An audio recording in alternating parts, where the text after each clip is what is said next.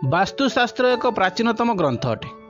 यही ग्रंथरु घर निर्माण को लेकर घर भितर रखा जाइथिबा वस्तु मानकर स्थान एवं दिगर महत्वपूर्ण ज्ञान दिया। वास्तुशास्त्र अनुसार प्रत्येक घरर पूजा स्थल निर्माण करने अत्यंत आवश्यक होता है। पूजा घर अथवा पूजा स्थल आम घरर सबुठु प्रमुख अंग होता है।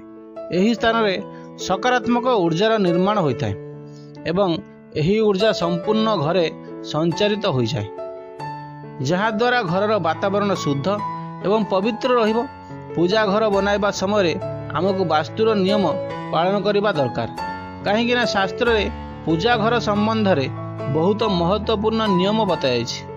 पूजा घर दिग, यार स्थान केउ दिग आड़क रहिबा दरकार, केते प्रकार नियमर ध्यान रखिबा आवश्यक होता है। तेबे जाई आमको आम पूजार संपूर्ण फल प्राप्त होता है। केते लोक यही नियम गुड़ी को जानी न थांती एवं अजाणतरे यार निर्माण भूल दिगरे करिथांती। यही पूजा घर भूल जिनस रखिले एठरू बाहरुथिबा नेगेटिव एनर्जी घर को अशुद्ध कर दे थाए। ठाकुर घरे आमे आम परंपरा अनुसार देवी देवतांक फोटो रखि थांती। जेमिति कि प्रत्येक मनुष्यर जन्म अलग अलग राशि तो होता है, सेमिति कि तांकर एक विशिष्ट देवी देवतांक उपरे कृपा बनी रही थाए। यही कारणरू मनुष्यर केउ गोटिए देवता प्रति आकर्षित होता है, आपणकर भी कौन गोटिए देवता प्रति आकर्षण रोथिबो। यह पछरे आपणक जन्मर रहस्य लुचि रही थाए। वास्तुशास्त्र अनुसार ठाकुर घरे देवी देवतांक फोटो सीमित होगा दरकार। गोटिए देवतांकर अधिक मूर्ति मध्य न रखिबा दरकार। मूर्ति रखिबा द्वारा तांकर दिग सठिक दिग आड़क रहिबा दरकार, तेबे जाई सही मूर्ति सिद्ध होता है। जदि आपण गोटिए पद्धति सबु देवता पूजा करुथांती तेबे यार अशुभ परिणाम आपण को प्राप्त होता है। आपण को जो देवादेवी पूजा पद्धति आपण को जना अछि, आपण को सही देवादेवी फोटो रखिबा दरकार। किछि देवता को उग्र मना जाय थाए एवं तांकर पूजा विधि मध्य अत्यंत कठिन होता है। एथिपाई तांकर मूर्ति पूजा घरे न रखिबा उचित। तेबे आज आमे आपण को सही पूजा घरे किछि महत्वपूर्ण नियम विषय रे बताइबु, जहाँ आपण समस्त जानिबा अत्यंत आवश्यक होता है। तेबे आसंतु जानिबा पूजा घर संबंधित नियम विषय रे।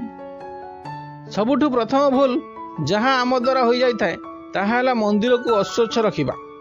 पूजा घरे आपण जेउथिरे भगवान को स्थापित करिसेंती केबे भी अस्वच्छ रखिबा उचित नहे। यह मध्य जे आमे पूरा स्वच्छ हुई पूजा घर को जीवा उचित।